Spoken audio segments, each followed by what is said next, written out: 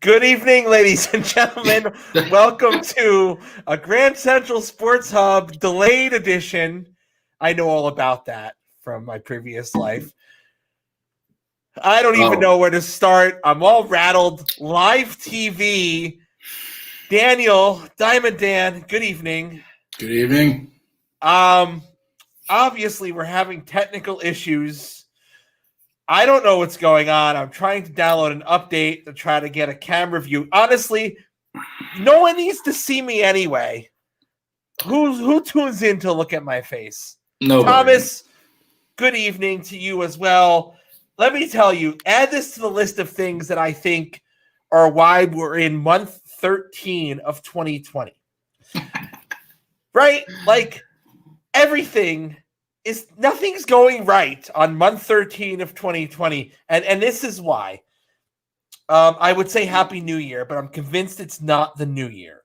Because today the New York Mets have decided to claim supremacy in New York baseball, okay, by acquiring Francisco Lindor, and we'll talk about that. You're wearing a Mets hat, and I was the one who's talking about buying one, and here you go putting it on. Hopefully Matthew can join us in a little bit to talk about how excited he is for Lindor to be a Met. I was looking forward to this, but there's something he's attending to this evening, slightly more important than talking to us schmucks.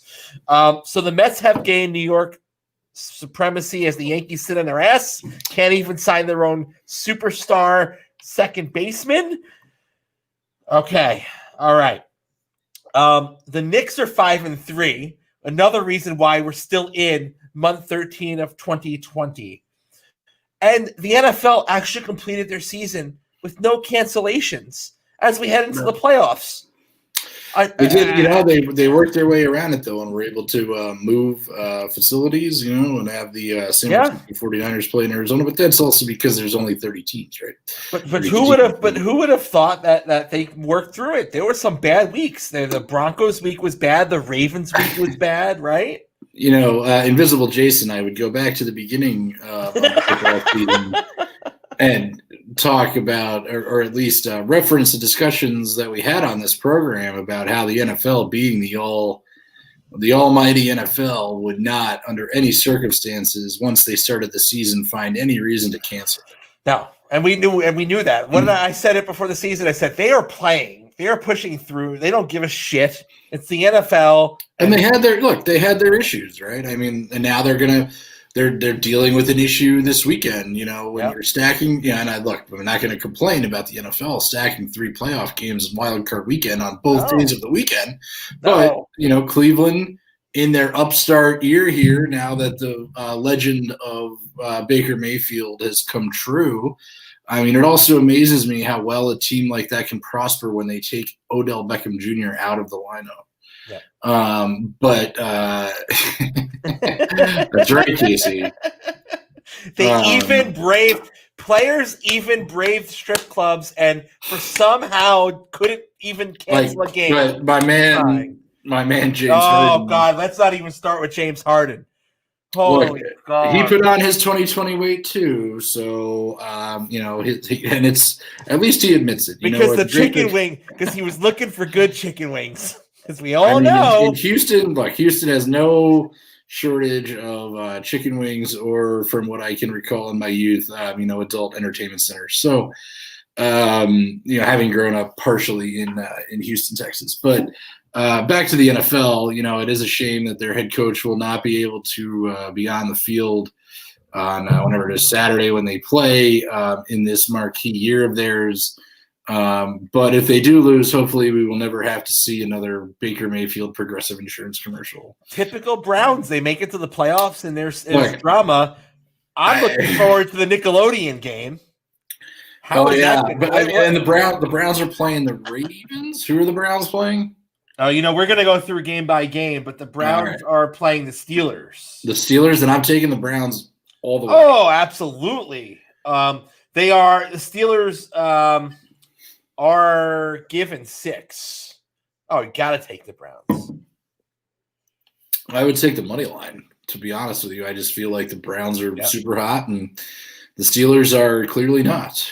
So no, and the The Browns have really been impressive, the way they've gone about their games this year and their mentality. Well, I mean, they got Njoku back. That helps. With what's his name, Hill there, right? Or Yeah. I don't. And Baker has really come into his own. And so. I mean, part of the Giants' rubric into not making the playoffs was a bad loss to the Browns, and they should have won that game. You can talk about that all you want, but the Browns are prime, and I think they're when they finish the season. Was it 11-5? I don't remember what their final record was. Yeah, so the Browns were 11-5, and you know what's interesting about the Browns? They're a team that really only made a coaching change in the offseason and brought back relatively the same roster. And this is what happens when you're a well-coached football team, as we know. And I just think they were, and you're in a weird, you're in a weird year, and maybe that's what Baker needed. I don't know. I mean, I've always been high on Baker Mayfield, but even back when he was at Oklahoma, granted, I think they got blown out in the Rose Bowl or whatever it was in his senior year. But he is not Johnny Manziel. He's not Ryan Leaf. He's not Matt Leinart. He is, Casey. I think they're gonna. Is that game in Pittsburgh? I would have to imagine. So yeah, I mean, a week of rest for Ben. Does it matter? Like, I think the Steelers are primed to shit the bed here. They're in they're just you can't look. I mean, this goes to show you the difficulty of what an NFL season, even under regular conditions, is like. And then you have this sort of constrained year with limited travel and yada yada yada, and they still couldn't win. They won 11 games in a row. Like, there's no one going to take anything away from them for that. But they, after that, it got really rocky. I love the Browns here. I just do the way they've and in a year like no other. This is. I think the Browns are the play. I like it, and I think then take the points if you're worried, Casey. But take the fucking Brownies. Come on, be a man. A challenge to my uncle to be a man. I think. I will say this: I am playing with a higher bankroll this weekend, thanks to a marvelous 3-team college football parlay that included Ole Miss, Army, and Texas A&M, all with the points over the weekend, and the Giants in the under. So I owe Andy Dalton about $170 because throwing that pick in the fourth quarter kept the game at the under. So thanks, Andy. Appreciate that. Yeah, no. See, Eric knows. Take the Browns. So just an update here again. I'm having technical difficulties, and I'm installing an update to Windows 10, which, by the way, as we know, Windows 10 is the worst invention known to fucking God. Once the update installs, I'll reboot and leave Dan to entertain you by himself for a couple of minutes. And we can talk about so we can talk about a new gambling strategy that I've taken on. To make your weekends more exciting, and that's a very look at that gambling. Look at that one. Look at that strategy. No less than 8 teams in the English Premier League. But what I have found, don't get ahead of yourself, is that in at least in DraftKings, you can for much lesser odds, you can take a team and the draw. So let's say Team A, we're playing Team B. You can take Team B and the draw. And if you mix that up in there with some, what you think are surefire winners, because the draw is really what makes the EPL and soccer different than all other sports, right? But after hitting the Giants in the under, I felt like I could do anything. So I will say that again, Texas A&M keeping it. They scored 14 points, I think, late that were unmatched. Mm-hmm. In their bowl. Ole Miss challenging. Ole Miss lost to Indiana in the Outback Bowl, but the spread was 9. And Lane Kiffin, I'm never not going to take Lane Kiffin in a bowl game where sponsored by a company that makes steaks and large onions. So, Vislowski's already he's jumping. Vislowski's jumping to the. To the next segment. We're going to grade the Giants on this show. So to that point, the big secret, of course, is that the Giants are at the 11th They're in the 11th pick, and with teams moving up to take quarterbacks, and you're talking about 3 quarterbacks in the top 5 picks, the other teams that are between the Giants and those top 3 or 4 teams, Jacksonville, whatever, Philadelphia, the Jets, there could be the possibility that a very, very dynamic, very, very fast, very, very Heisman Trophy winning receiver could potentially be in more next year. So and that's what the Giants need. They're going to have Saquon back, but they got to catch the ball. Well, what they need is a fullback. I mean, let's be serious. Well, yeah, but you're not drafting one in the first round, you're right. And, we could talk about we want to talk about the Giants now. We'll talk about the Giants now because I mean we'll put the Mets on the back burner for a minute in case Matt or apparently Seth might join us as well tonight. Grace us with his presence. Gray Ghost. So we can talk baseball a little later, but if we're talking Giants, this is what we'll do. Let's grade by area. The season's over. Listen, we can rehash what we want to rehash. The bottom line is, if they had beat the Eagles in October, if Evan Ingram had made one catch, last weekend would have not mattered. Okay, so yes, the Eagles are a disgrace to sports, but that's not why the Giants didn't make the playoffs. There's 2 separate things, as Joe Judge very well described.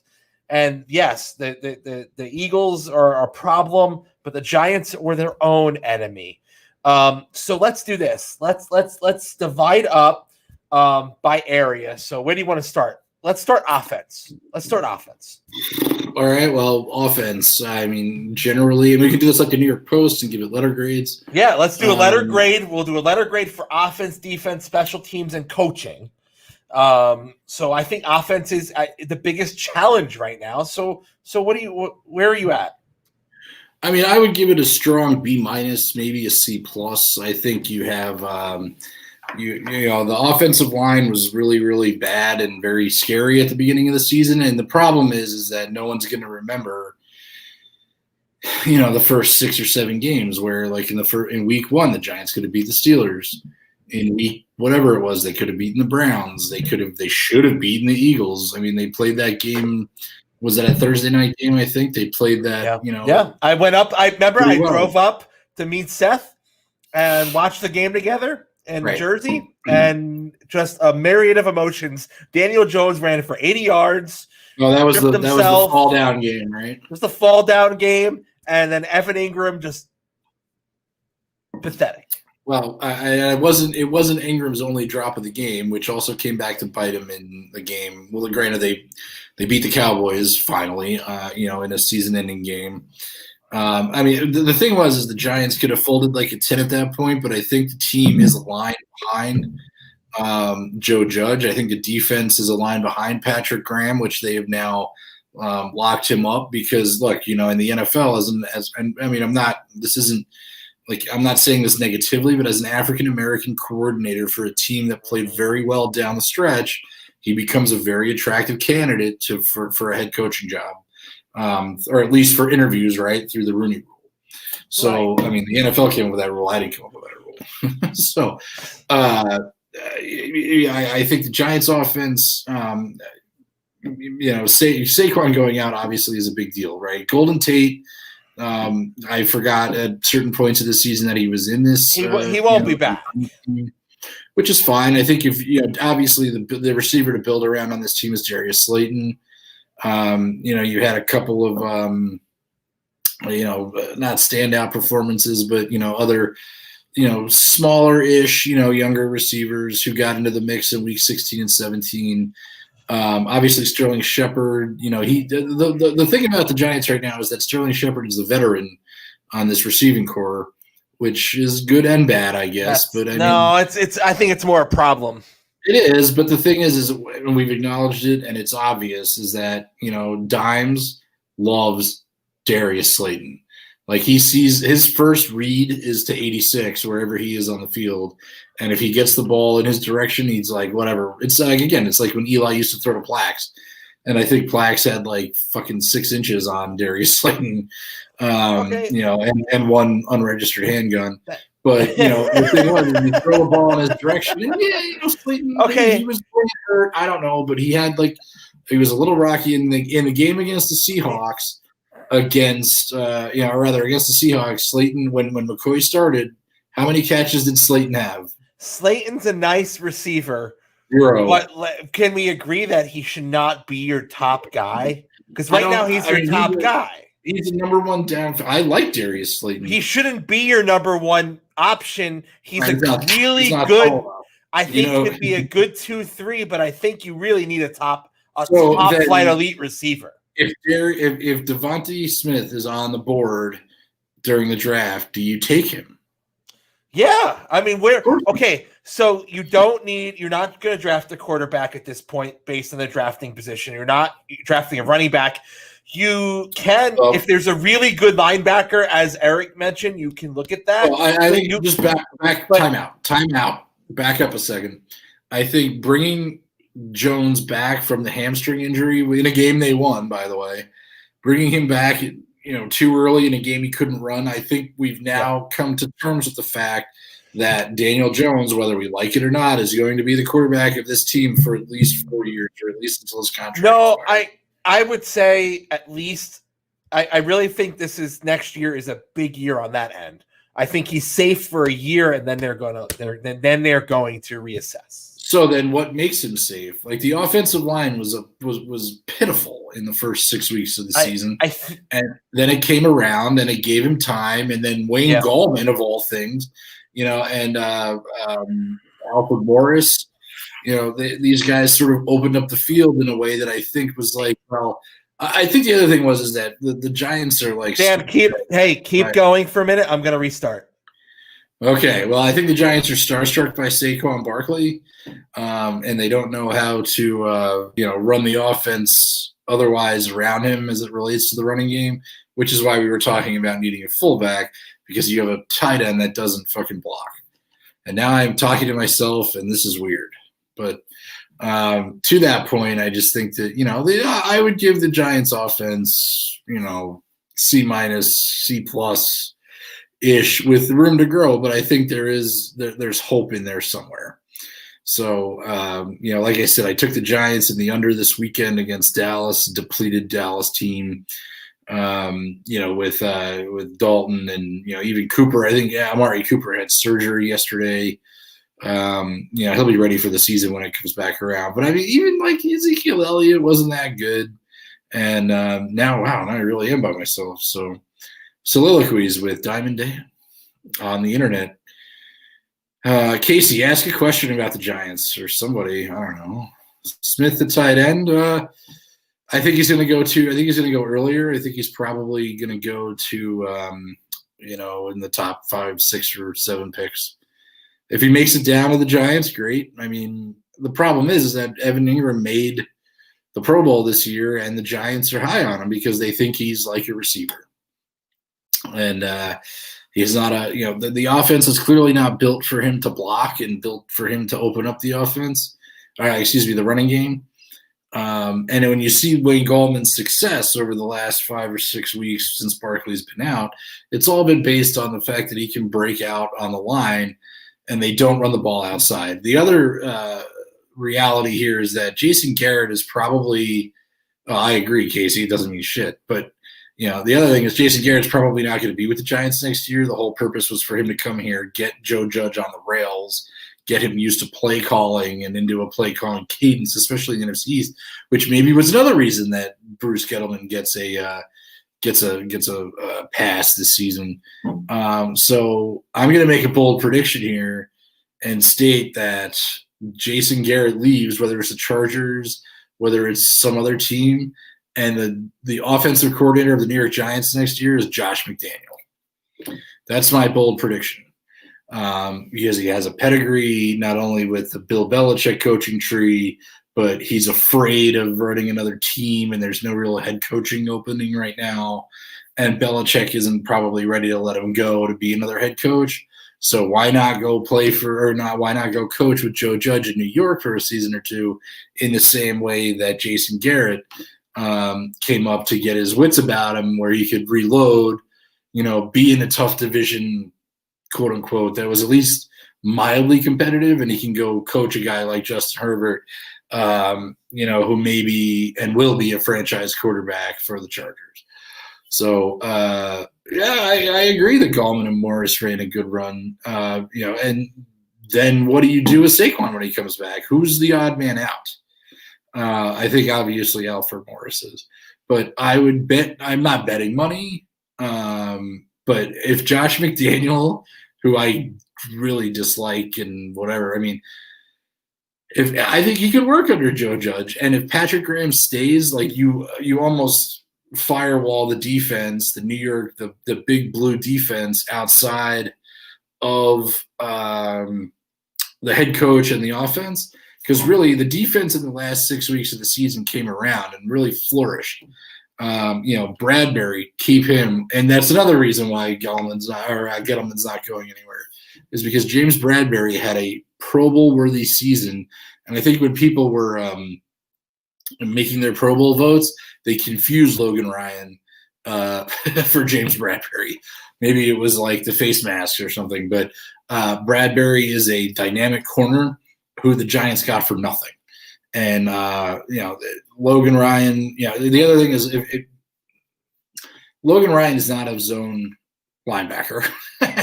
And when the Giants played a shitload of zone down the end of the season, which made tight ends very available in the last games. If they hadn't beaten, Dallas, I think we'd be talking about this more, but Dallas doesn't have a real versatile tight end right now. But they got smoked by Njoku. They got smoked by the guys in the I forget from the guy in Arizona.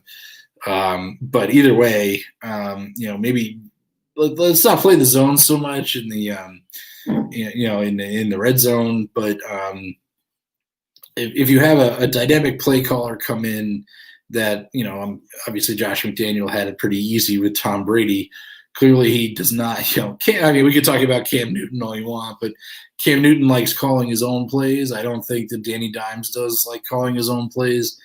And you give Josh McDaniel a partnership with Joe Judge once again. They're in the same tree, like I said. And let's see how it works. Apparently, Jason needs to get ready for bed too. I feel like we need open line Friday here. But the Giants, it would have been interesting to see what happened if they made the playoffs. Obviously, the Eagles didn't hold up their end of the bargain, and Doug Peterson should be pilloried for doing so. I fell asleep at halftime, to be completely honest, internet. And when I did fall asleep, Jalen Hurts had that game, I think, in control, and they were up by 3 points. And I don't think the football team is any good, and I think Tampa is going to run them over on the weekend. So we'll see what happens. Let's see. Well, I'd like to get to my weekend picks, but I want to hear. I want to get other people's picks because I made my picks, and I don't know. But the other thing is if the Giants had somehow, it would have been an interesting game. I agree. But I don't think that the Giants already played. Okay, so now they go back to the whole 2007, 2008 season, and the Giants played the Patriots in the last week of the season. And me and my roommate at the time, who was my best friend, other than Jason, of course, growing up, living in Arlington, Virginia, my buddy got a bottle of Patron, and we said, hey, let's do a shot every time the Giants score a touchdown. The game was right before Christmas, Hanukkah for all of you members of the tribe. And the Giants scored 30 fucking points in that game. Needless to say, it wasn't a fun morning the next day, especially after the Giants lost that game. And they never in a million years would you have expected that the Giants would then later play the Patriots in the Super Bowl, which they did, and they won, of course, in the greatest Super Bowl ever played. But I just think Tampa is too good, and you would have had storylines up the ass. Brady in New York against this, sort of hobbled second-year quarterback, JPP. Oh, this is not a good sign. Jason is calling. Let's put him on speaker. Hello? Computer update ever. What was that? This is the longest fucking computer update ever. Well, it's not my fault. Ruined the show. I'm vamping here. Where are we at? 25 minutes. No, I mean like where in the Giants are we? We're still in the offense. Okay, good. The offense sucks. I disagree. Are you able to get me on on my speaker? You are. All right, good. Maybe it's working. I don't know. I have no idea. What is the status of your computer? 22% reboot. This is fucking wonderful. Yeah, why don't you just come back? I was talking. I'm telling you, month 13 of 2020 is well alive, ladies and gentlemen. Well, I'm gonna go back to vamping, and you can just come on when you're done. I have just one thing, because we were talking receivers, right? Were we? I don't know.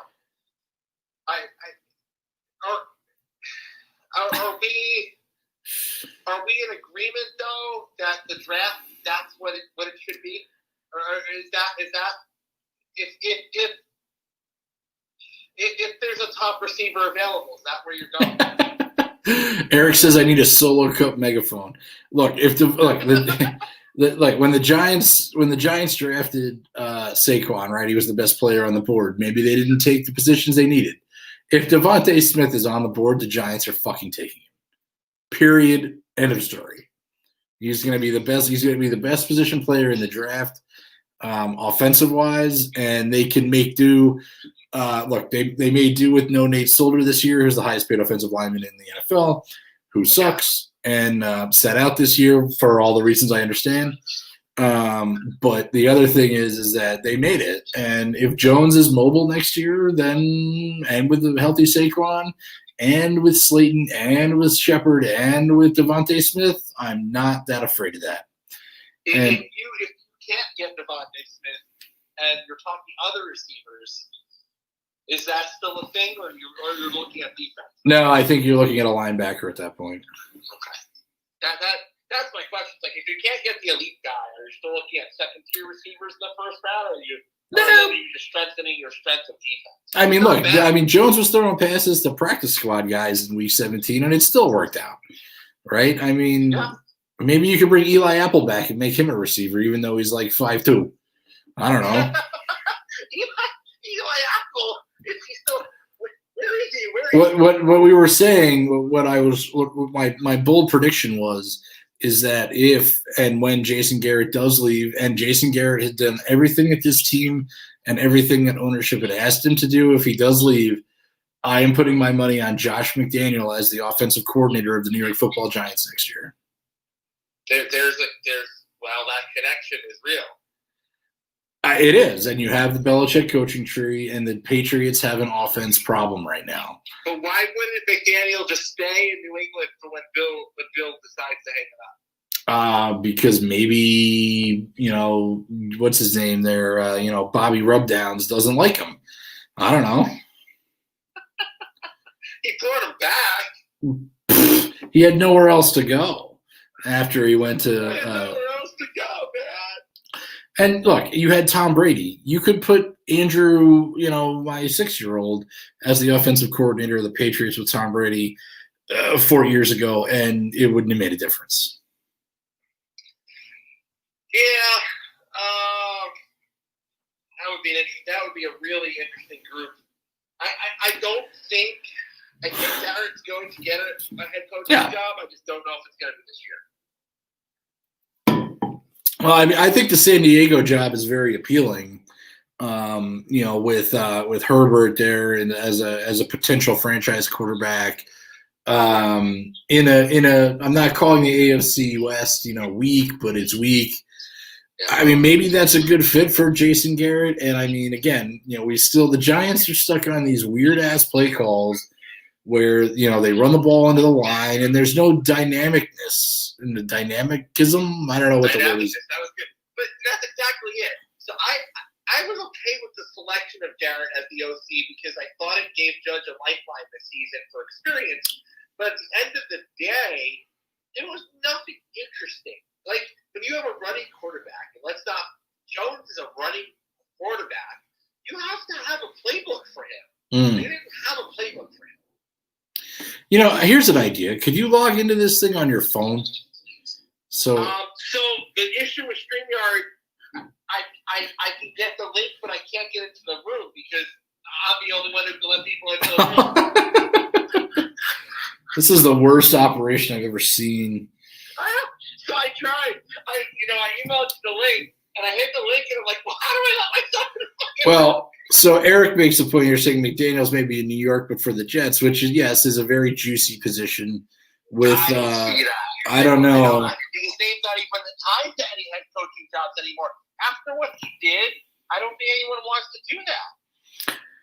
I mean, the thing is, though, is if you're talking about the Jets and Adam Gase, I mean, you have nowhere to go but up in New York.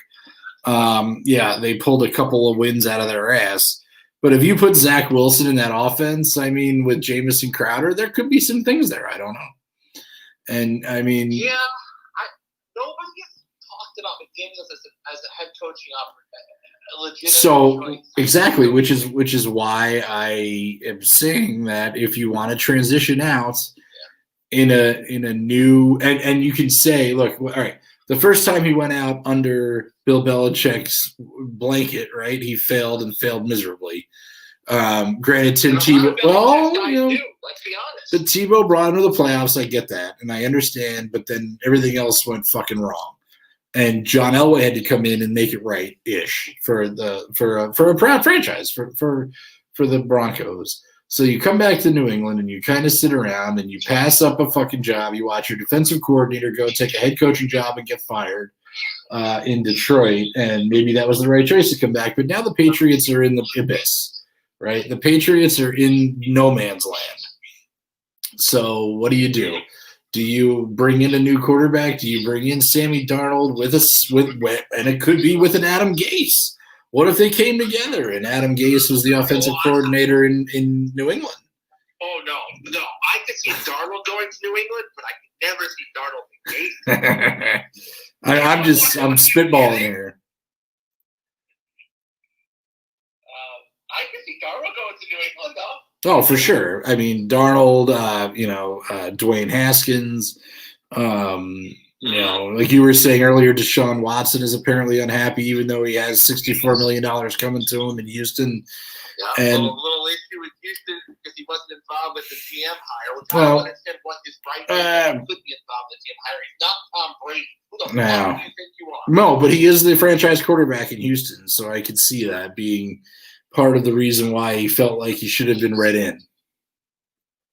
I mean, really, right now, how many franchise quarterbacks are there in the NFL? There aren't many, right? No, but there's a lot of young quarterbacks on the precipice. Yeah, how many will actually develop into that? You don't know. And companies you don't know how many of them are really going to end up being those guys. Well, but the preponderance of them are in the AFC, and on top of that, you have the AFC Central and the AFC South. You've got Kyler Murray is in the NFC. He's a franchise quarterback. Josh Allen, franchise quarterback. Baker Mayfield turning into a franchise quarterback. So there will be openings coming up, but you might want to lock him in the near future. I don't know. I mean, I agree. This is the point where you said Josh Allen, and I wish Matt was on right now because he would kill me for my take a couple of weeks ago about Josh Allen. Boy, did I reverse mush Josh Allen. Remember when Josh Allen was done? Yeah, I remember. But, I mean, I agree. Casey says that Darnold to New England under Bill elevates that team. I mean, anybody that goes there elevates that team. Carson Wentz, Yeah. I mean, Carson Wentz is not a franchise quarterback. He's not. Very clear. But is Sam Darnold a franchise quarterback? Sam Darnold will have a chance at redemption. America loves second chance stories. Yeah, and so does Bill Belichick 10 years ago. Sam Darnold, the problem with this poor fucking guy is that he's stuck in the Jets team is the worst coach known to man. I mean, and it's going to ruin him. It's like, how much is the Sam Darnold's fault, even if he doesn't become a franchise quarterback? Like, this poor fucking guy. You know, like, how do you I feel bad. I feel bad for Sam Darnold. I do. I don't. I mean, he's a USC quarterback, and this is what happens to USC quarterbacks. It's just the way it is. And did getting drafted by the Jets help his career? No. But, look at what's happened to other players. I mean, Tua, Jalen, we'll see what happens with Trevor Lawrence. I mean, these guys that are available at the top of the heap. Kyler Murray is now a franchise quarterback, quality type of guy. The only guy that you can really say otherwise, also in a Jets uniform, is Matt Leinart, and Josh Rosen, in recent history. And of course, what do all of them have in common? The Arizona Cardinals. But that was, of course, without Cliff Kingsbury with the greatest house on the face of the earth. I have some really good news or bad news depending on how you view it. I'll be back in 1 second. Can you guys even hear what Jason is saying through my phone? Hey, fucker! All right. Look at that! We're back! Thank God. We're back! How about that? So, basically, I was out of date on Windows 10, and it took fucking 20 minutes to reboot! All right, so we're done with the Giants offense. Let's move on. So, wait, you gave them a what grade? I give them a middling C+. That's fair. I have a hard time going lower because Saquon was taken out. Well, fine, but their backup quarterback Colt McCoy out of the University of Texas won the biggest game of the season for them. Yeah, and he actually, I wish he would have played the next one. Actually, you know who won that game? I'm sorry. The worst part of the show that I was gone is we couldn't get this stuff on air. Which earbuds? What's going on? Yours. They're Apple products. What could possibly go wrong? Trevor Lawrence is a bust. So okay. The question again, before we get to the Giants defense, is he's going to end up with Jacksonville? But if you have a coach and system in place, that's the question. Well, obviously, Urban Meyer is coming to the Jacksonville Jaguars, whether you like it or not. Then I don't think he's going to be a bust. But what are they going to do? Run the RPO every play? I mean, Trevor Lawrence looked fucking terrible on Saturday, against Ohio State. I mean, he obviously didn't have time. I mean, he's got to get used to it if he's going to play Jacksonville. That's 2 years in a row, right? Yeah, I mean, the thing is everybody's trading on the fact that he won the national title as a freshman. I don't think, obviously he's going into the NFL. And, I think, Mac Jones from Alabama has another year of eligibility. But, I mean, Lawrence, people in the NFL have short memories. And when it comes to the draft, I'm not taking anything away from him. I mean, again, you've got the kid from BYU, you got the kid from Wyoming in the mix, but I mean, Lawrence will go above both of them. And maybe the Jets, and then you've got Justin Fields, right? Who went out there and played a spectacular game against Clemson. And people are short memories, and next Justin Fields game will really solidify where people think about him. I mean, look, you're playing Alabama. I mean, you're playing like the fucking 78 Steelers.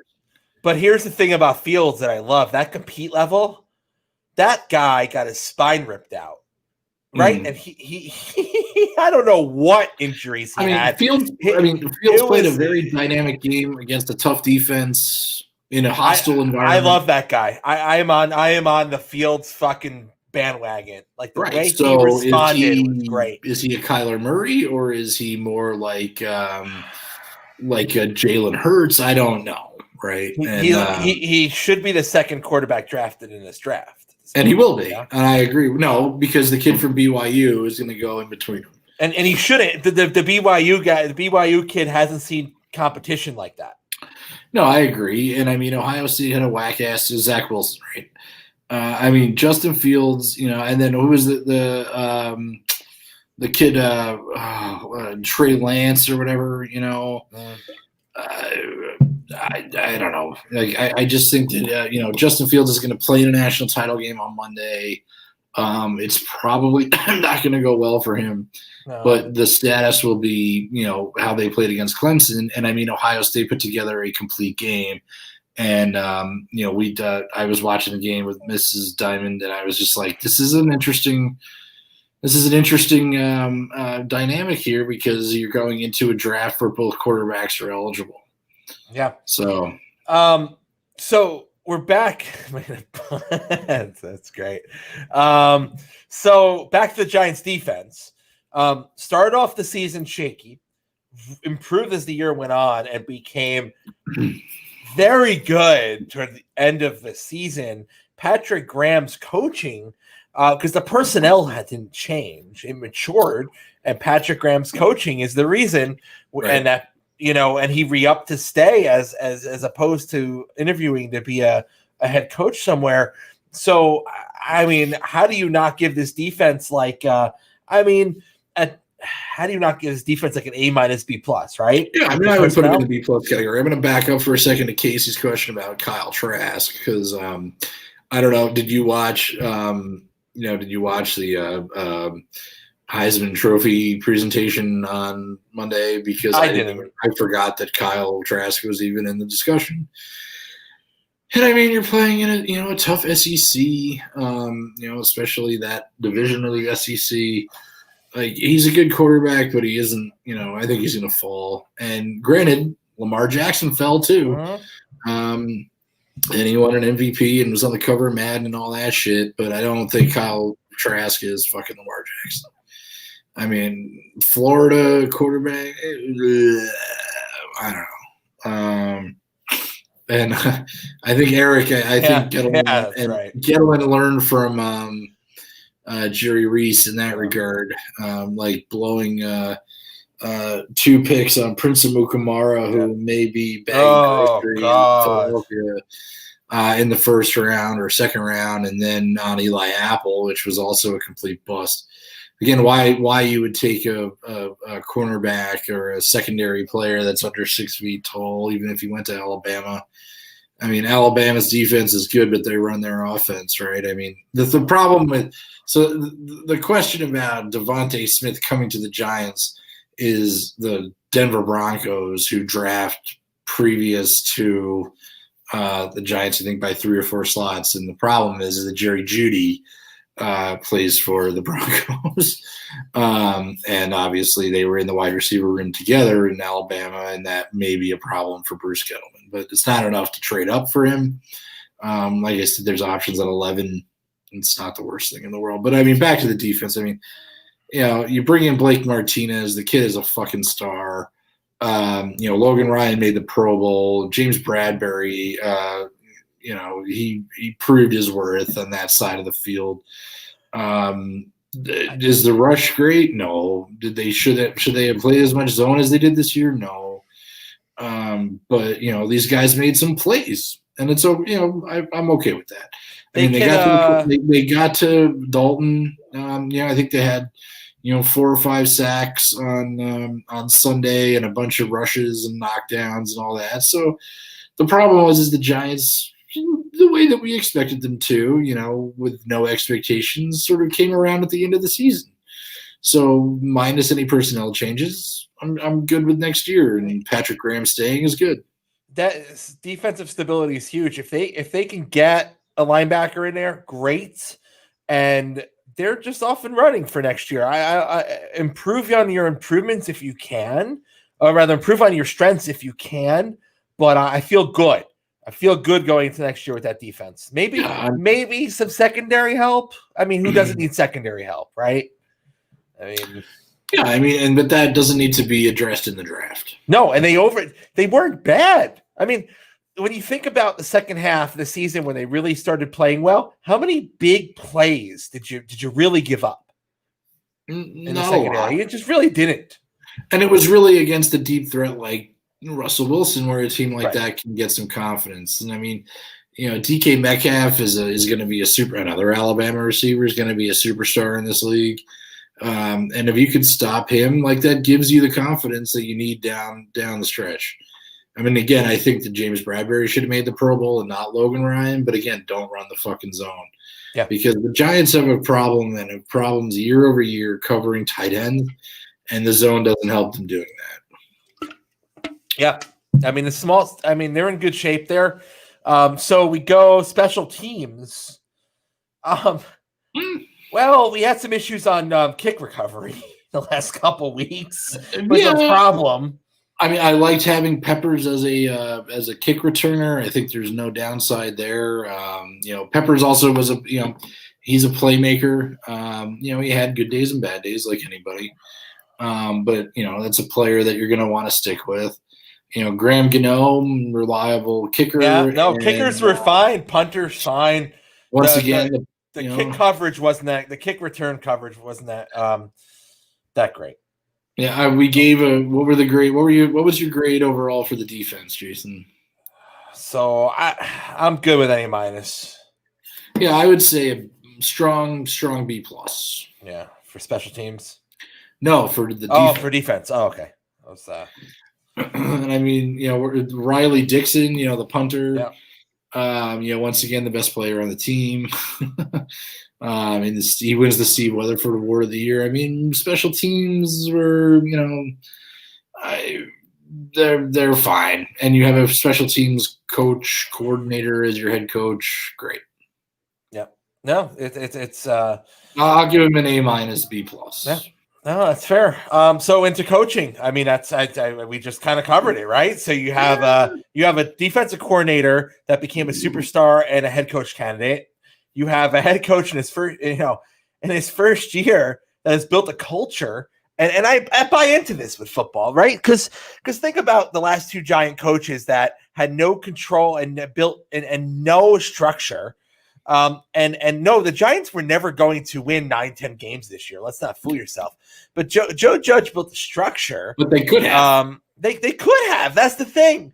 But they just weren't good enough. The roster just wasn't good enough. But they could have because they were coached that well. And we're seeing it with the Washington football team as well. They have a good coach. Coaching matters in any sport, but the NFL coaching matters so much. This is an A. This is a straight up A. Like there's nothing about this coaching staff. And listen, if Jason Garrett's your weak link right now, it's not the worst thing. Like it's not death. No, I agree. I would give him a strong B+ with a C me after class for next season. Jason, you're gonna have to vamp now yourself. Goodbye. Great, thanks. So the Giants coaching, nowhere to go, but be consistent moving forward. The thing about a rookie coach is that when you've set your bar that high, you've got to keep it going. That can be very hard. So, like, as the teams go, we've seen coaches come on strong and then struggle through the years. Either they get stale, they lose the team. Keeping that going is huge, right? Whether you're a young coach or an established coach, if you do not build upon everything every year and keep things and reinvent, keep things fresh, you can run into some trouble. I don't expect Joe Judge to run into trouble in year 2. I actually expect him to even improve on a very successful year 1. We'll see what happens if Garrett stays or he gets promoted with another team. I do expect eventually he gets a head coaching job again. And as we know, Graham is staying on as the defensive coordinator indefinitely. So things look strong for the Giants on a structure and coaching perspective, unlike what happened this year across the locker room, across the hallway with the Jets, who have to start over. I just think the Giants are set up for a long time with this coaching staff. So if they go 9-7 next year, it's a success. It is. So if the Giants go, okay, I would say if the Giants finish above 500 next year, major success for that team. I just don't in a year. The roster won't improve enough where you can say, oh, they're going to be contenders, right? They're not going to be Super Bowl contenders. The 9-7 is reachable, and that would be successful.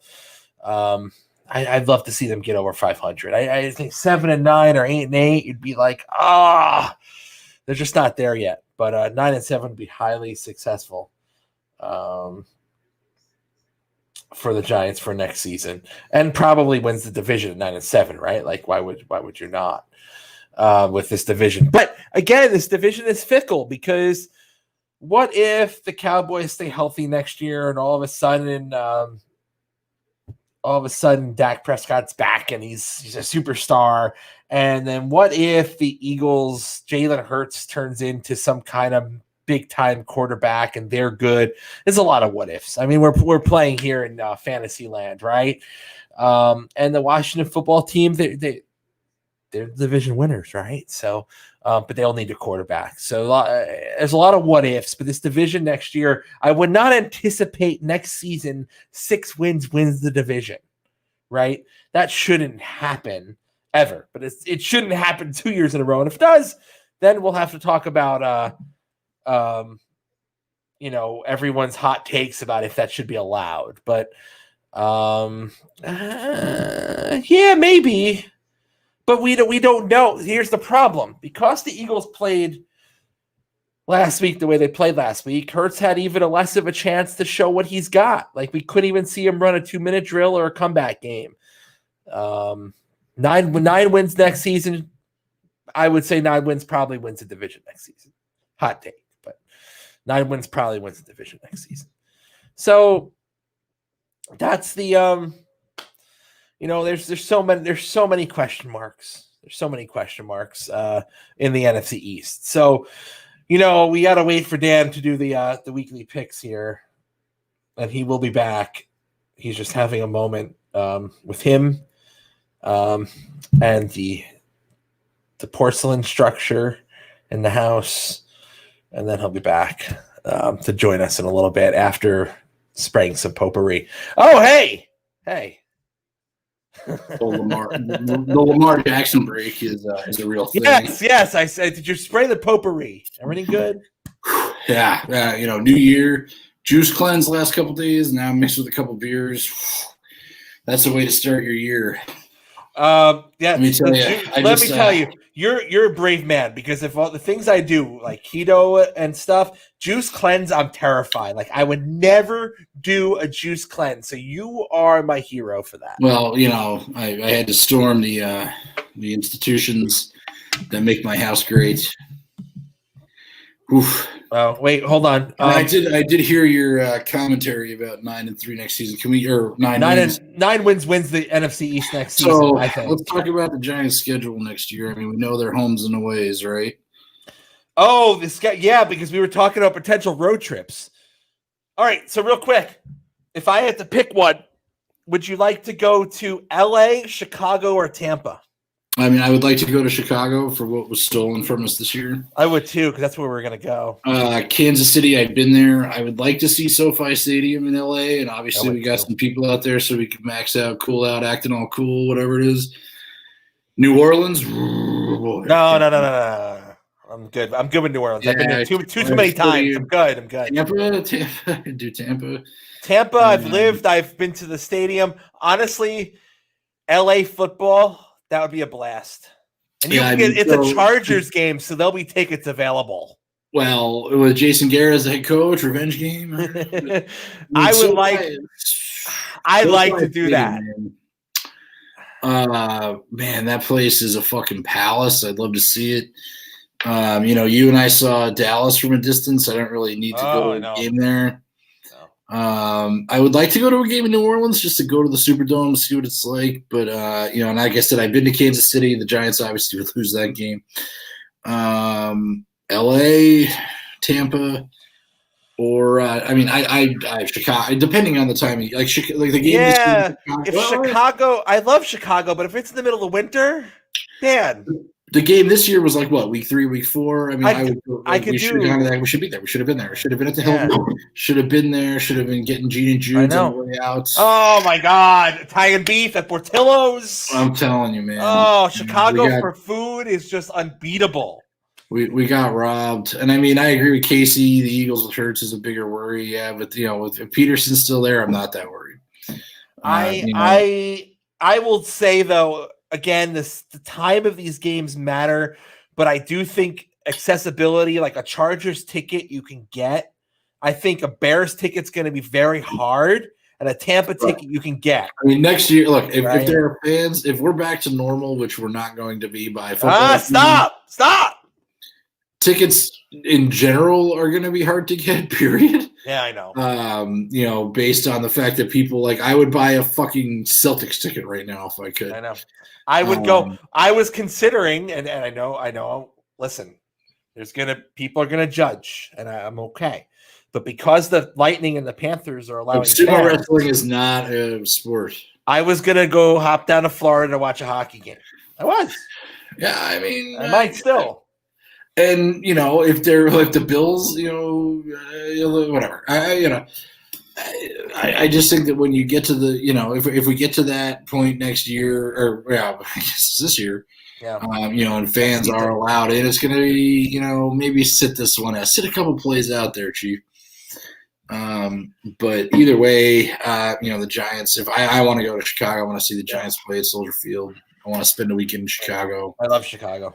I want to eat. I want to drink. I want to hang out with you guys. I want to hang out with my wife. It's like I just want to fucking be somewhere else. And Chicago scratches that itch. Mike's hard. Mike's lemonade.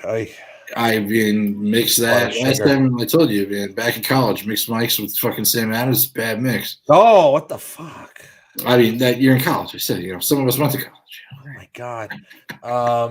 I have to. I'll be back in 30 seconds, and we're going to transition to the Mets when I get back. Hang on, I'll be right back. All right, well, I'll talk a little bit about my betting strategy, with EPL. Pick 8 games, the ones you don't understand, take a winner and take the draw. The rest of them take a winner. If Man United's playing like Sheffield, do it. It's worth a $25 wager if you're that degenerate. Just do it. It's fun. The wagers usually pay out at plus 15,000. So I mean, it's fun. It makes waking up on Saturday morning worth it. This weekend will be different. With 3 professional playoff football games, which is fucking amazing. Both on Saturday and Sunday. Which I guess at some point, Jason, we're going to run through the slate of games in the NFL this weekend. Oh, let's do that now, actually. Okay. So before we transition out of sport. So your lines.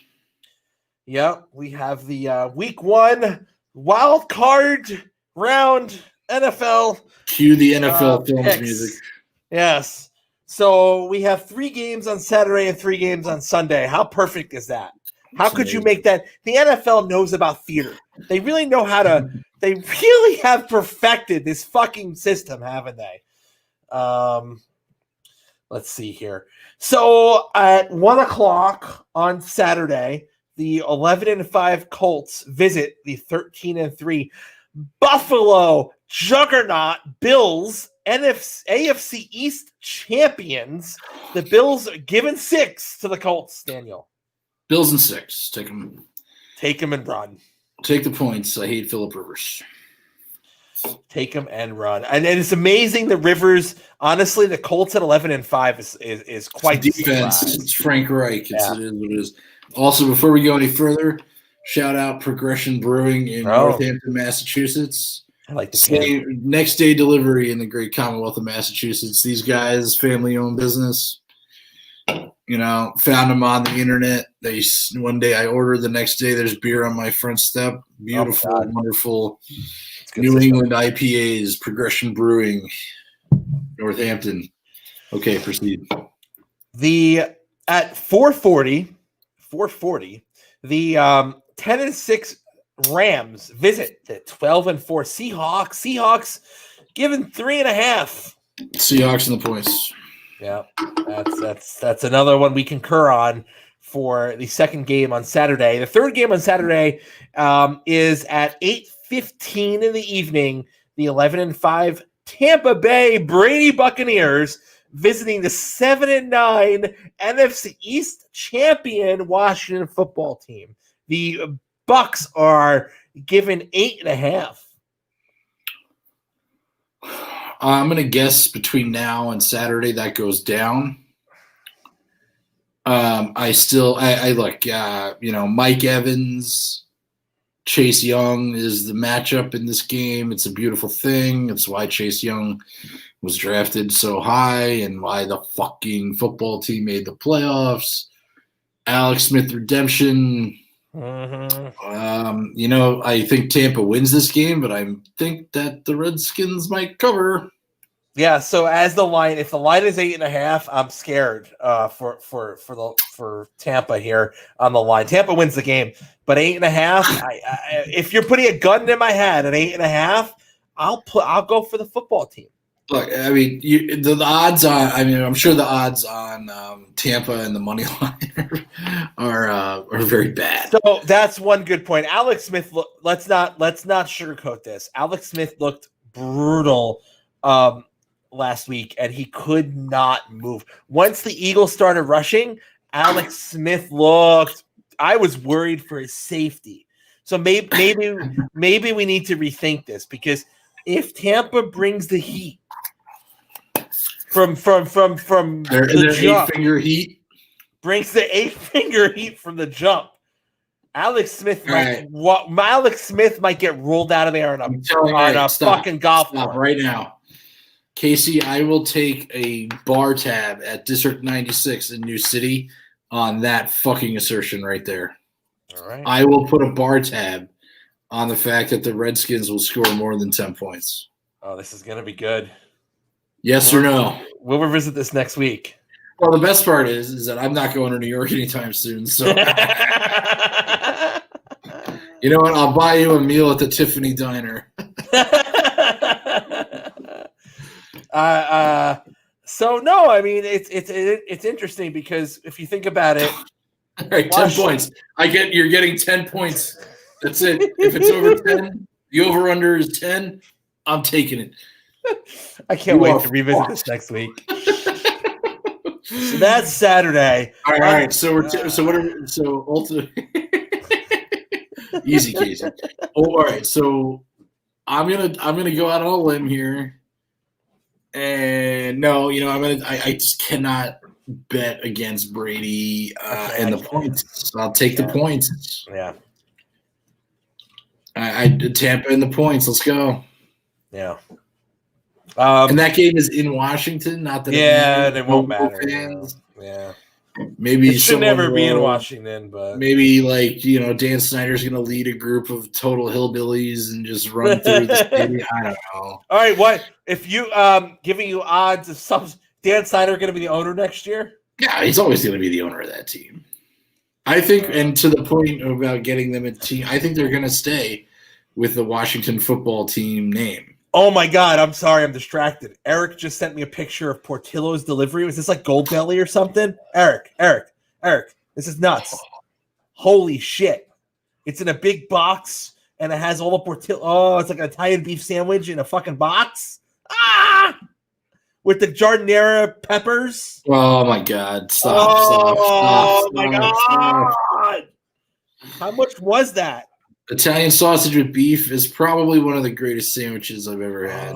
I loved when I had to go to Chicago for work and visit every so often. I love just planning out my meals. Yeah. Like, oh my God. I went to Giordano's one night, and I took a whole fucking pizza back to the hotel. I was so sick. Tell me the prostitution is not legal in New Jersey. Jason's talking about sandwiches. I'm talking about pizza. I'm talking about deep dish pizza and sandwiches, and you're talking about. Giordano's is okay. I mean, if there's a food in Chicago, I'll skip the pizza. I'll go for the. I know, but with the peppers. Oh, the fucking Italian beef is so. The vinegar peppers. I mean, it's the closest to like a. I mean, you get. I mean, where else can you get a beef sandwich with a fucking Polish sausage on it? For Christ's sake. Oh, it's unbelievable. Every Chicago, and the people are great. It's such a great sports town, and the people are so nice. Yeah, well, they're like Minnesota nice. They are, but they're blue collar too. Yeah, it's a clean town. I mean, I've passed through there often. Have you been to the feast of Chicago? The Feast of Chicago. No. They did I've a been Taste of twice. Chicago in Washington. Taste Chicago. I'm sorry. Taste Chicago. Oh, I went with that Taste one. of Chicago. Taste Chicago in Chicago, though. I went twice when Matt No. was living there. You know. I mean, they do that in Washington when I lived down there. It's not the same. It's not the same. Of course it's not. I mean, they do a Buffalo night also where Sam the Butcher comes down with the beef on wick, and the salty bread. Oh my God, it's so good. I met Thurman Thomas at that shit. True story. Oh, But, the beef on I said, hey, thanks for. I'm glad I couldn't bet back in the day because 0-4 is awful. And I was the only thing that shocked me about that was how short Thurman Thomas was. But then again, it was after his prime. But and thanks to Mr. Soriano for turning me on to Gene and Jude's because I said, I passed through there a lot. O'Hare, going out to Indiana, going out western Illinois in my previous days, and it was nice to go to a hot dog place where you could spend $2 on a hot dog with some hots on it. My God, it was so good. Oh my God! They throw the fries in the paper bag. Oh, it's so good. And you can't. They're like, get the fuck out of here. You're like, I've got nowhere to go. All right, AFC. Sunday, the 11-5 Ravens visit the 11-5 Titans, with Baltimore giving 3.5. Titans and the points. I'll tell you, I think we're seeing an upset here. Yeah, Titans all the way. I think we're going to see an upset. I like it. Derrick Henry's going to run for like 150. Yeah, I'd say 150 is a good bet. I love it. I think the Titans Ravens defense is, the right, and I mean the offense keeps them in the game, and they've played against teams that help. That the defense has been able to keep off the field. They're not going to be able to do that with Henry, and Tannehill could have a middling game. I think Henry runs for plus 150 in this game. Take that bet if that's a fucking prop. If that's a prop, yeah, we take that. Derrick Henry over 150, it probably pays pretty well. Yeah, Titans. You know what? I'll try to find that for you right in a minute. Second game is the 8-8 Bears visiting a 12-4 Saints, with New England given 10. Yeah, New Orleans. By the way, New Orleans given 10. Sorry. No Kamara in that game. Doesn't matter. The Bears are fucking terrible. Are you okay with the points though? 10 points. Drew Brees back in the mix. Yeah, I'm pretty good with that. The Saints have the best wide receiver in the league. What's his face there with the hair? Michael. Somebody help me here. Jason. Hello. What? With what? The receiver, the Saints receiver. I'm losing his last name right now. Thomas? Michael Thomas, yeah. So, Drew Brees in that lineup, 10 points. I'll take it. Indoors. Fans? I don't think so. I know that they were trying to come up with that quarantined fan option of 50,000 fans. That was genius. Sean Payton's a fucking genius. Yeah, except for the whole he's like, I'll pay you $2,000 if you stay in your house for 2 weeks. Then quarantine him in a hotel downtown. Like, it sounds like it's a coronavirus bounty. People would fucking do that. Are you kidding me? Like, I would do it. If the Giants were in the playoffs, I would do it. No doubt. Yeah, I mean, is it really that important to go to the game, though? It is. In this right now, right, I give anything to go to live sports, okay? Casey, was that live off FanDuel, 120 over-under? I take the over all day. What's that play? So where are we Give me that money. Pay that man. I'm on a hot streak. What's the prop we wanted to see? Oh, we wanted to see the Derrick Henry prop, right? Jesus Christ, your fucking cousin is already there.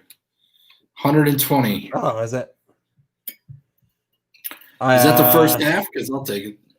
I would take that. GM. Take that. Henry 120. I'll take the over. And I'm taking the Saints and the points. Without camera, don't care. Okay. Last game of Wild Card Weekend, the 11-5 Browns visiting a 12-4 Steelers. Pittsburgh given 6. Browns and the points. I love the Browns here. Love them. Lock of the week. I'm gonna put my lock on the Bills, but my second lock would probably be the Browns. It's gonna be one of those punch in the mouth games where like all of a sudden they're up by 17 points. Everybody's like, "Where the fuck did that come from?" Yep. Prime time Sunday, Wild Card Weekend. Fire me up, baby. Let's go.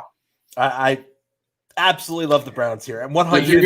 You're gonna have watched 5 playoff games before that, and you're gonna be like, another one, and maybe you'll go sit in your car, listen to Iron Eagle call it instead. Iron Eagle. You're gonna want to watch that game. That's why they put it in fucking prime time. Yeah. No, that's gonna be a great football game. Says the Steelers. Diamond Dan says you are wrong. You are wrong. There hopefully will be good football games this weekend. That one better live up to the fucking hype. This isn't going to be fucking Thanksgiving. This is 6 fucking NFL playoff games in a weekend after the year and the week that we have just had. Saint fucking Roger of Scarsdale is giving you a gift. Yeah. So you know what happens after that? Hockey comes back. And we are actually at the beginning of the show 167 hours away from Rangers hockey next Thursday. Okay? So actually my question to you, and Matt's not here, would you be okay with doing a show Wednesday for a preview? I don't know. Call my secretary. We'll figure it out because we are not doing a show Thursday. No way. We're watching hockey Thursday. Yeah, I mean hockey coming back. We're watching the Teenage Rangers as they are start the season next Thursday. Okay, and I mean I think it's great. Like here in Boston, like Virgie got to see today. It's me and Mrs. Diamond, took the kids down to Boston on Saturday. You drive into Boston, it's sad, it's scary, it's depressing. And on the side of the Fleet Center, whatever they call it now, the Fleet Center, there's a big sign that says the Celtics are back. And like I said, I'd buy a Celtics ticket if I could. But knowing that in a week that hockey is coming back, I mean, it's really remarkable what these sports leagues have been able to do. In this scenario, especially now with everything coming sort of back. I mean, it's so exciting. It's so great because when we started the show, we were like, sports is never coming back. We're totally fucked. And here we are having this like gluttonous, Caligula of sports, and it's wonderful. Yeah. And it's January 7th, and we're about to have football playoffs, hockey season start. Basketball is in swing, and Rockets. We are now have 3 major sports in action again. So it's wonderful.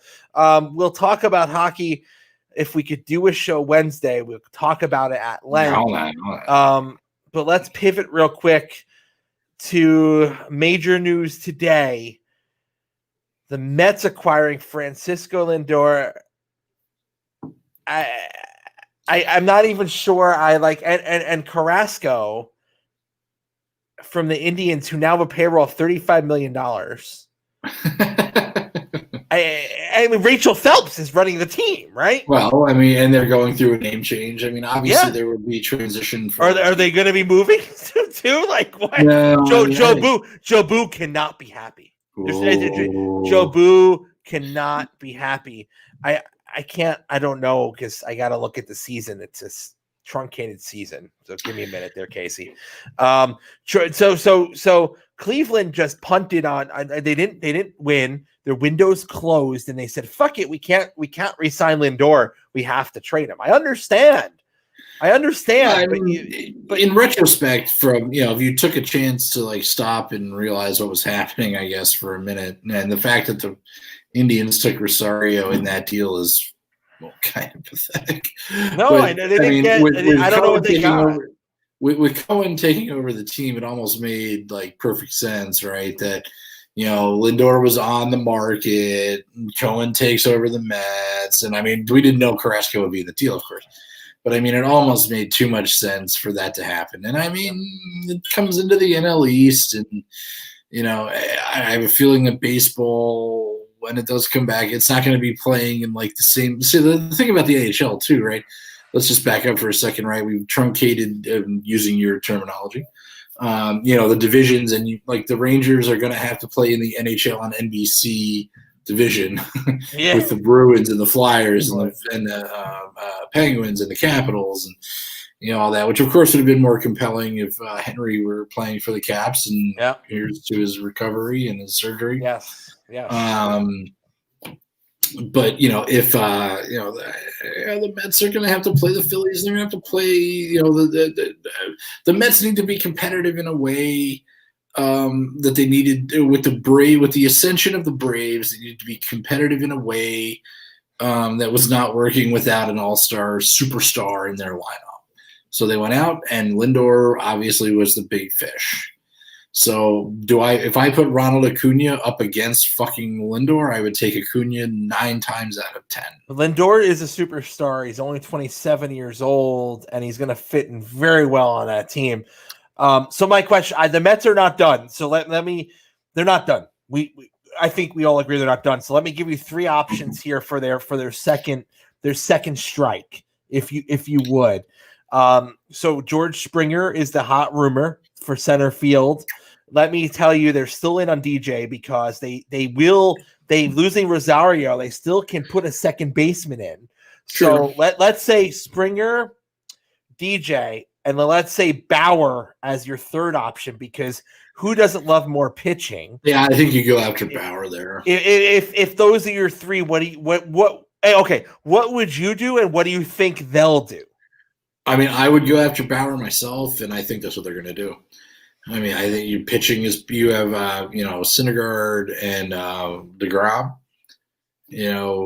Round it out. Go ahead. I mean, Carrasco as a back end 4th, 5th starter, not the worst thing in the world. Oh my God, I know he's the last couple of years maybe a little not as healthy as he could be, but the guy before that was really well sought after and becoming one of the top starters. It wasn't Carrasco, wasn't he bombed by the Yankees in the playoffs? I don't even remember. Right? But he's been very good. So in the NL East, it's a different, it's obviously a different environment than the AL.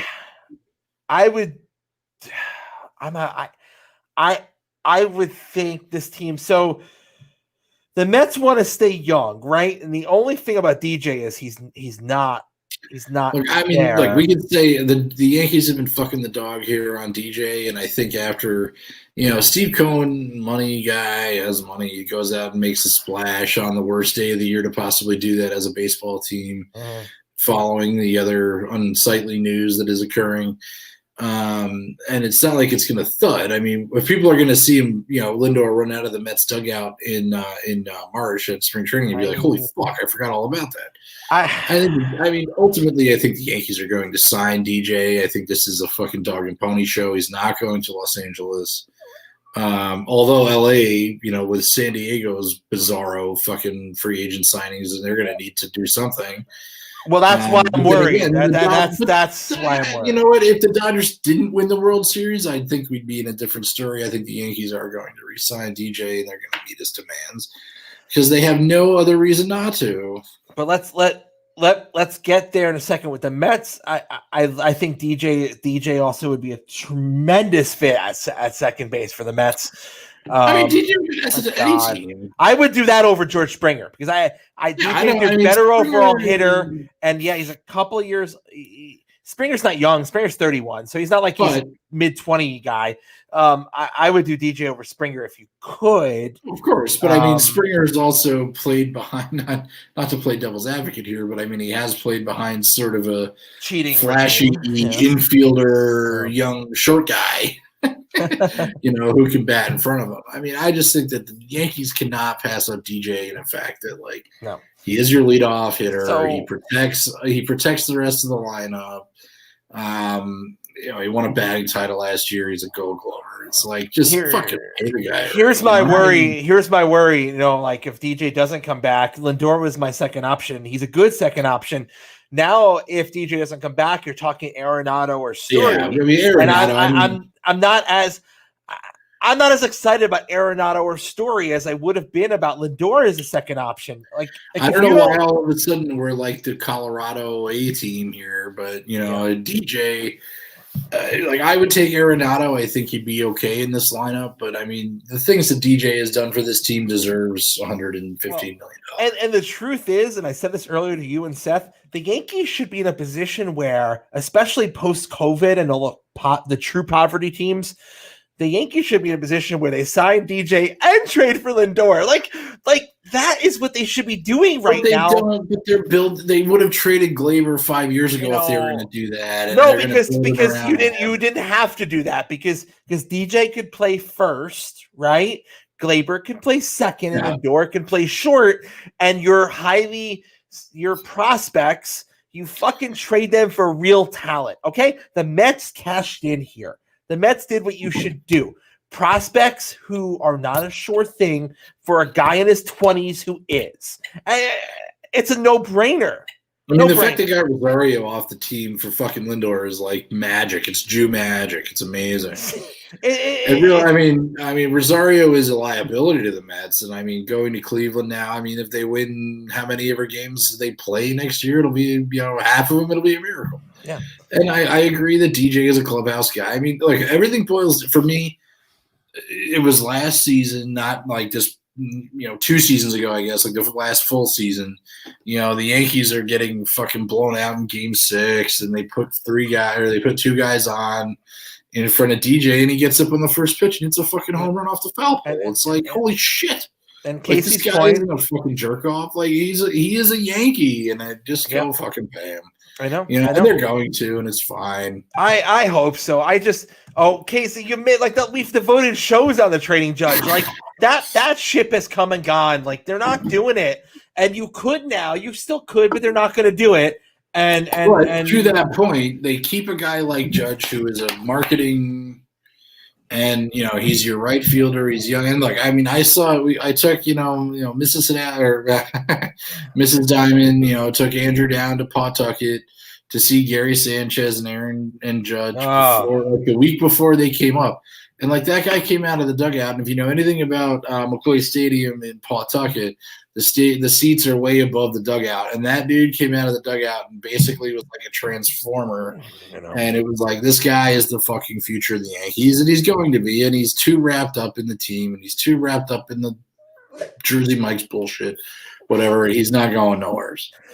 And so they're hamstrung, we know this roster. But they're not, because if you retain a guy like DJ and extend him until his career is over, you have your leader, you have your protection, and you go out, maybe go find a pitcher. I mean, pitchers are a dime a dozen. Think about it like fantasy baseball, right? You draft your lineup, and then you have a guy that you think is going to win 13 games, and he fucking goes out there and gets bombed in his first 3 games. And there's some guy that wins 3 games with a fucking .89 ERA, and that guy goes on to win 15 games. This is what I would do. I would keep DJ. I would trade Voit, and it's high. I'd cash in on Voit, and I love Voit, but this is why I would cash in on Voit. I would retain DJ as your first baseman. I'd move Glaber back to second, where he actually could play defense, and then I would go get Trevor Story to be your shortstop. That's what I would do. I'm part of that. That's what I would do. And what do you do with Anhar? Fucking run him over on the Bowman East River. Like, he's useless. He's no value. You fucking blown that one up. I forgot he was part of the team. I love Urshela. So he's your third baseman, but he doesn't even exist though. Granted, he's a numbers guy and he hits 300. But he's exactly what you want. Like Urshela is okay. Listen, this team had Scott Brocious. So Urshela is a better Scott Brocious. Better. And Scott Brocious was good. Urshela is a gold glove third baseman, and he can hit. And you don't. That's the kind I love. That's perfect. He's stable. And he's good. He doesn't need to be flashy. I love him. As far as catcher goes, you're stuck. Gary Sanchez is the fucking anchor on this team that weighs him down. And now you're gonna have Sanchez, Higashioka. What is he? He's in Minnesota now. Where did he go? No, Higashioka's a Yankee. He'll be a backup to Sanchez. So not Flaherty. Fuck. What am I thinking of? The white guy. The white guy. That really fucking narrows it down. Somebody help me. I'm not in baseball mode right now, even though I have this ugly hat on. I don't know. I mean, Higashioka's good fill-in guy. I mean, Gary. But remember, he had a great winter. Oh, great! Listen, I don't think Gary Sanchez is a bad guy. I don't even think he's lazy. I think that he's a microcosm of a modern day athlete who cannot take criticism, hence why Girardi's gone, and then needs to be communicated overly about his problems. Austin Romine. I don't even know. Like Sanchez he's so heady and so mental that he can't get out of his own head. Okay, he has talent to the moon, amazing potential. I mean, he has so much power, and he's just if he weren't, I can't even put that comment on the fucking screen, Casey. Like, Casey, were you in Washington yesterday? So I didn't even tell. So I'm pretty sure that he'd be better at burritos. By the way, just saying. Yeah. So we have and this is where I confess that when like the Yankees hit a home run, there's gifts that go in our group text, and Sanchez is that cheesy burrito or whatever that I send to you and Seth every time he hits a home run. I don't know what you're talking about. I don't know how that got that way, but it just did. And he was. I think the problem with Sanchez too is that he was lumped in with the Stanton Judge like phenomenon, and he just didn't like. Judge lived up to the hype in a way that was different because he hit so many home runs for a rookie. Then he got hurt, and like he's a superstar. He is the guy, right? Like Aaron Judge is he's transcendent in a way that's different. And maybe it's his size, maybe it's his personality. It is what it is, right? You know what? I have a comparison. I have a comparison for Judge, and because he came up on, I saw him on someone talking about him on Twitter this week. I really hope his career turns out this way because I feel like this player was underappreciated, but in New York, but it was amazing. Dave Winfield, towering outfielder, power hitter. Great personality. Dave Winfield. When Dave Winfield came to the Yankees, he wasn't a rookie. Like this is a developed. Yeah, but I just want to compare like the type of player and the career they can have, and I feel like Judge is your modern day Winfield, and what the Yankees want Judge to be is the next Derek Jeter, but what's going to come with that is obviously rings. And until he was 40, Aaron Judge ain't gonna make it 42. I'll tell you that. No way.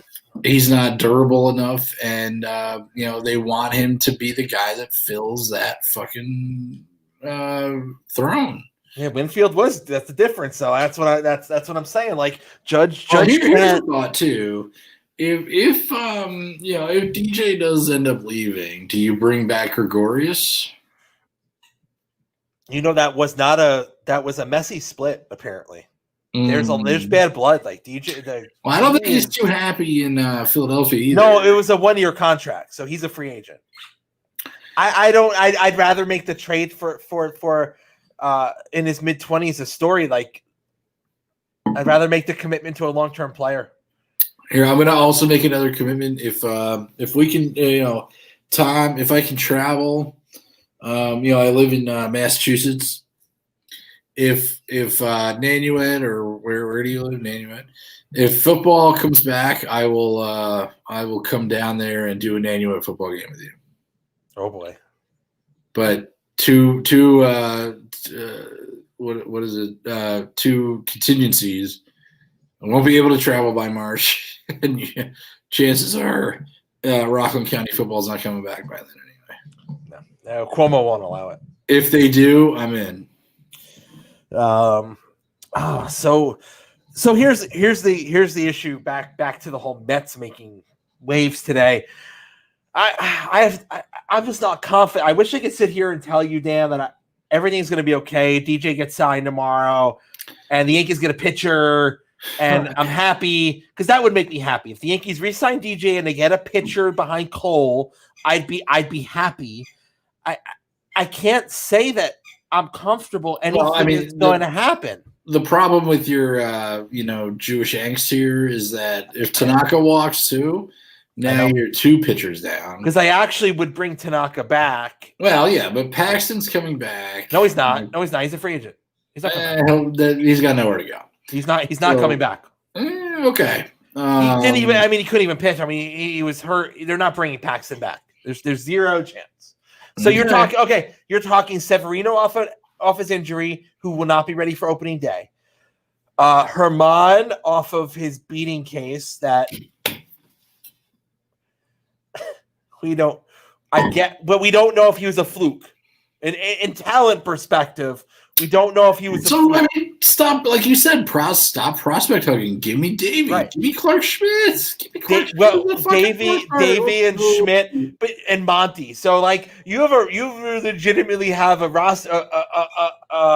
rotation of Cole, Severino off of an elbow surgery who won't be ready till the summer. Monty, who has never pitched a full season. And Devi and Clark Schmidt, who are, and then Clark Herman, Schmidt. And then Devi and Herman coming back. I just. Well, this is all we're presuming that the MLB plays 162 games. This is if Severino has a fucking arm and they're not going to play. They're going to play like 140. They're going to miss a month. I mean, I think Severino's going to be okay. I mean, and what do? You go out and you find a middling starter. Go out, bring in like who would be great in this rotation right now is Zach Wheeler. Like, give me Zach Wheeler. I would absolutely sign Zach Wheeler. Absolutely, no questions asked. I mean, I would take a guy out of the, like a what's his name, Fultonowicz or whatever the fuck it is in Atlanta. I'd take him. Is he available? No, I'm just saying. I mean, the Yankees can make things happen, right? Brian Cashman can do anything. So Brian Cashman can't do shit. So tell me you need two starters. I mean, again, I would give Garcia an opportunity to pitch in a non-playoff game, which would be nice. Yeah, of course I would. And Garcia, to his credit, and we all know Davey is he has the makings of a superstar pitcher. Like, he came out in the playoffs and he pitched very well until fucking Boonder fucking pulled him out of the game. I want Bauer. I know it's not going to happen the same way that Corbin didn't happen. I want Bauer because what did Jeremy Corbin do? Corbin was very, very good 2 seasons ago as well. I think Jeremy Corbin's a politician in the UK. I mean, listen, Corbin led them to the World Series, that 3-headed fucking rotation monster 2 years ago. Squinting my eyes because it's bright in here. Hi, Mrs. Diamond. You still on your show? She says hello. No. Don't say hello. She doesn't say hello. She said hello. Jason disappeared for like a half an hour because his fucking computer sucks. Are you still on your show? Yeah. Why are you talking like that? What? Was there anyone? Well, do you think the Yankees should get Pedro or Jose Severino back? Whatever his name is. What's his first name? What's Severino's first name? I forget. I've called him Severino for so long, I forgot what his first name is. Pedro Severino's in the league too. Get him. Bring him in. Jeremy Corbin. What is his name? Justin Corbin? I don't even know. Luis Severino. I'm not in baseball. And Patrick Corbin. Patrick Corbin, that's it. Is anyone watching this? No. No. Yes. Jason's cousin is. Casey, you met him. Yeah. Jason's like texting or tweeting or something. Oh, good. I think Jason's a QAnon follower. Yeah, that's what I do in my spare time. He went to Virginia. So Thomas says hi, Mrs. Diamond. All right, Mrs. so Diamond. real quick, let's do one more prediction here. Where do you think Bauer's going to go? Good question. Probably Los Angeles. Which one? The Dodgers. A lot of people think the Angels. All right, so there's 3 people watching. Sorry. I'm going with the Mets. I think the Mets are gonna do it. The Mets are gonna do it. It could be. I think they're gonna do it. I think after he sees what they're doing, he's gonna want to go there to build his brand. In Queens. I think my money's on the Mets here for that. I think I can't wager a bet on DJ because I'm nervous.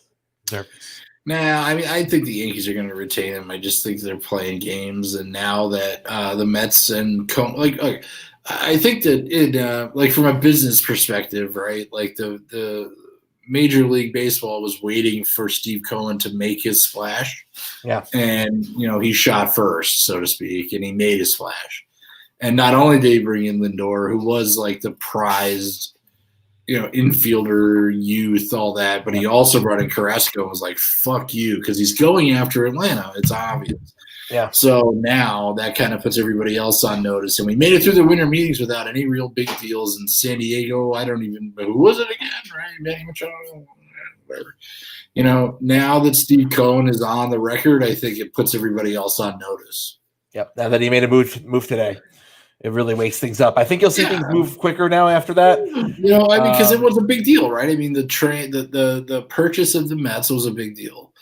And, it kind of was like, all right, well, let's see if this guy is for real. He goes out, gets Lindor. Okay, he wants to play ball. He wants to compete against the fucking Braves, who are his division rivals, who went to the playoffs last year and who are good and who are built to be good for 5 to 7 years.